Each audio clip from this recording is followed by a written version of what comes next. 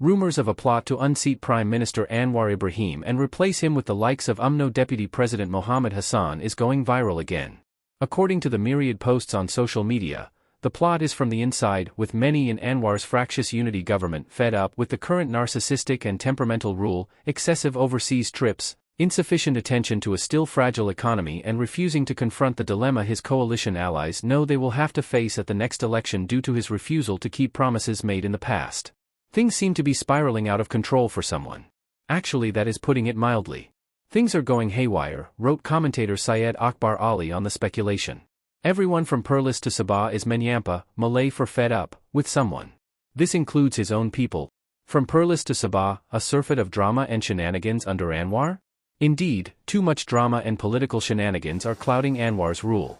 To say that longtime supporters of his Pakatan Harapan coalition, which include his PKR party, the DAP, Amanah and UPCO, are disappointed is perhaps an understatement. To voters, many of whom have hailed Anwar for decades, it is bizarre, even surreal, that he would waste the opportunity he fought so hard for, now that he's finally in the position to make a difference. Instead of pushing through the reforms he promised, Anwar has been stonewalling and, worse still, has become even more iron-fisted than those he used to criticize, including legendary ex-premier Mahathir Mohamad. Many in the country lost faith and wrote Anwar off the day he was seen to allow his communications minister to stifle freedom of speech by using industry watchdogs such as the MCMC and, even more sinisterly, the police and graftbusters, the MACC, to allegedly intimidate and even incriminate critics. Anwar was the last political leader the people hadn't tested, wrote political website Finance Twitter in a report. Malaysians have experienced governments led by each of the major party coalitions in Malaysian politics since the fall of the Barisan Nasional government in 2018. With opposition Perikatan Nasional in disarray and people disillusioned of meaningful reforms, Anwar was taking advantage and ignoring reforms. But, a week is a long time in politics, let alone 3 years.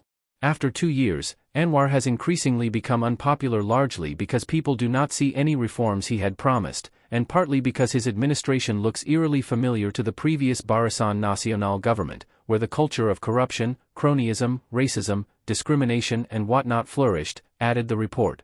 Enter Mr. Formular, but is Muhammad Hassan ready? The 77-year-old Anwar's popularity had dropped to 50% in October 2023 from 68% in December 2022 when he was elected. The same polling data, released by the Merdeka Center, showed a further 60% of voters also said Malaysia was going in the wrong direction. But here begins the conundrum of, if not Anwar, then who next after him?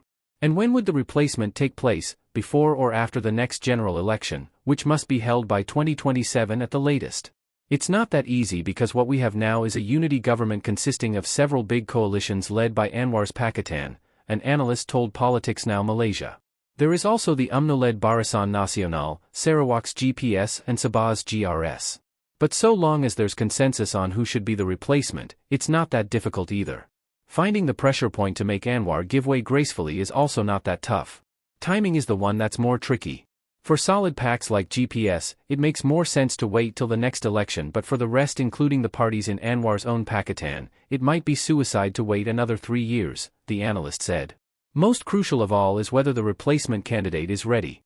It's an open secret that UMNO's Muhammad Hassan is the favorite PM choice if the current composition of the unity government is to be preserved. Actually, it should be Sarawak's Abang Jo, whose capability is ahead of any of the current leaders, but the political reality is too stacked against a Malay Muslim not from West Malaysia to become PM. Even so, I would still suggest to Pakatan, UMNO and GRS to be brave and give Abang Jo a try, the analyst continued. If not, then the crucial question to ask is whether Muhammad Hassan is ready. Not technically, as he is seen as a steadier character and a more serious worker compared to Anwar, but rather, will Muhammad Hassan's UMNO party support him? Will his corruption-tainted party boss Zahid Hamidi, who is Anwar's close ally, agree to make way for Muhammad, added the analyst. In the 2022 general election, none of the coalitions won enough seats to form a government.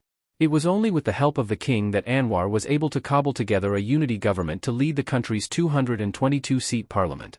Anwar and Zahid combined Pakistan's 82 seats with UMNO's 30 to eke out a wafer-thin majority, with the GPS and GRS coming on board a little later to fend off the opposition's main bloc, the Perikatan Nasional led by the Malay-centric Bersatu and PAS parties. How will the dust eventually settle is yet to unfold. However, many pundits predict that Muhammad Hassan, whom some also call Mr. Formular, will challenge Zahid for the UMNO presidency when the party's next leadership election takes place in 2026. Although that might seem a bit late for Muhammad Hassan, yet if he wins, he would be stewarding UMNO into the nation's next general election. Given Muhammad's relatively clean record and overall popularity, pundits are confident UMNO will win more seats if Zahid was no longer its president.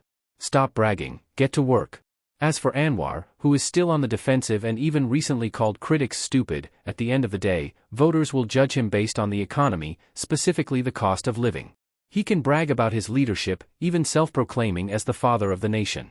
But he has to remember that unlike in 1998, the year he lost power when then PM Mahathir sacked him for sodomy and corruption, gone were the days where government-controlled news media kept hoodwinking the people, said the Finance Twitter report. Crucially, the strengthening of ringgit has not improved the cost of living.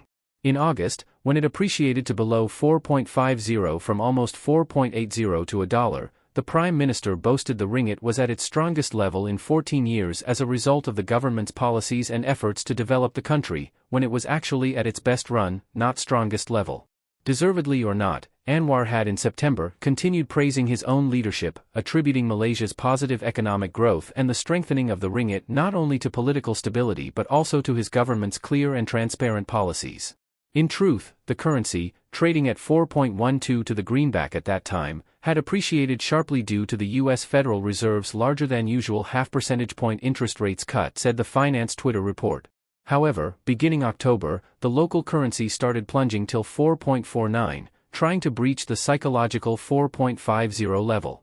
Using Anwar's same logic, can we now say the weakening of the ringgit is a result of not only political instability but also to the government's vague and ambiguous policies? In other words, can we blame Anwar's policies for the ringgit's poor performance? Asked the report. What's the point of all the chest-thumping and gloating if essential items remain stubbornly expensive and increasing every year, while the real purchasing power of the Malaysian people continues to erode? People are interested to know what steps the government will take to alleviate the burden on ordinary citizens, not crowing about nominal currency gains, the report dryly pointed out.